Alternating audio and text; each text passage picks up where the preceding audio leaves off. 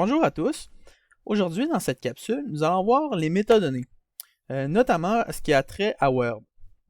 Nous allons savoir qu'est-ce qu'une métadonnée, comment qu'on peut s'en servir par rapport à Word, et voir c'est quoi leur utilité. Qu'est-ce qu'une métadonnée en tant que telle? C'est une donnée qui vient structurer d'autres données. Bon, ça peut paraître abstrait, mais pour être plus concret, on pourrait dire que c'est de l'information qui vient structurer mon contenu, puis qui est associé, puis qui vient le décrire. Si je prends par exemple Word, j'ai des fichiers. Vous trouvez notamment lorsque vous ouvrez vos documents dans votre bureau, plein d'informations qui sont associées à vos fichiers et documents, notamment leur nom, la date de modification ou la date de création, le type de document et même sa taille. En tant que tel, on pourrait considérer tout cela comme des métadonnées qui viennent dicter et décrire mon document. On peut ainsi, lorsque je clique ici sur ici sur mon document, on peut aller dans Propriétés et je peux voir plein d'informations sur mon document. Son emplacement, sa taille, la date de création, tout ça. Je peux aller chercher encore plus de détails ici qui viennent me donner de l'information sur mon document.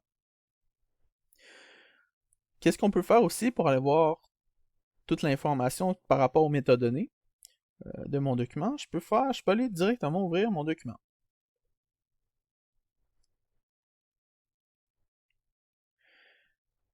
Je peux aller ensuite dans Fichier, Informations, et on voit ici que j'ai plein d'informations, j'ai plein de métadonnées, plein de descriptions sur mon document.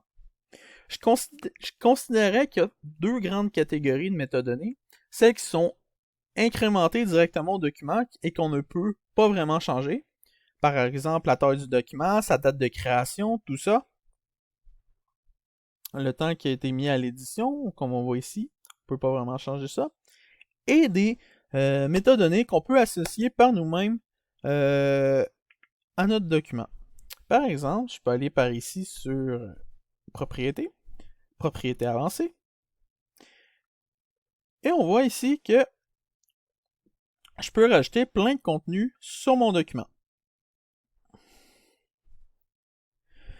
Je peux notamment décider c'est quoi le sujet de mon document, changer son titre, indiquer c'est qui l'utilisateur du document, le responsable, la société qui est en lien avec le document, et ou encore des mots-clés. Par exemple, avec les mots-clés, ça peut être fort pratique, puisque je peux, notamment grâce à des mots-clés, faire en sorte, lorsque je vais vouloir faire la recherche de mes documents, chercher non pas par leur titre, mais par leurs mots-clés, par les thématiques que je souhaite chercher. Ça peut être très pratique lorsqu'on possède une grande charge de documents et puisqu'on peut chercher rapidement le document sur le sujet qui est concerné. Qu'est-ce que je conseillerais par contre à ce moment-là? C'est lorsque vous faites votre nommage de document par mots-clés, lorsque vous associez vos mots-clés, d'y aller avec des mots-clés qui sont de façon uniforme pour éviter que ça soit disparate entre vos dossiers. Les mots-clés entre vos dossiers, on veut que ça soit pour deux documents avec le même sujet, le même mot-clé. Et on veut que ça soit clair, pour éviter qu'on se perde dans tout notre amas documentaire. Ainsi, ça nous permet de faire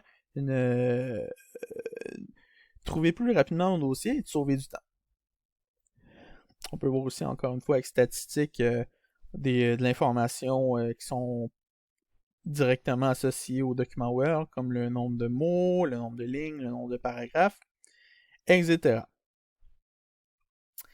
En tant que tel, c'est ce qui est contenu c'est ce qui termine la capsule. J'espère que vous avez bien compris. N'hésitez pas si vous avez des questions à venir nous écrire. Ça nous fera un plaisir de vous répondre. Et sur ce, je vous dis au revoir.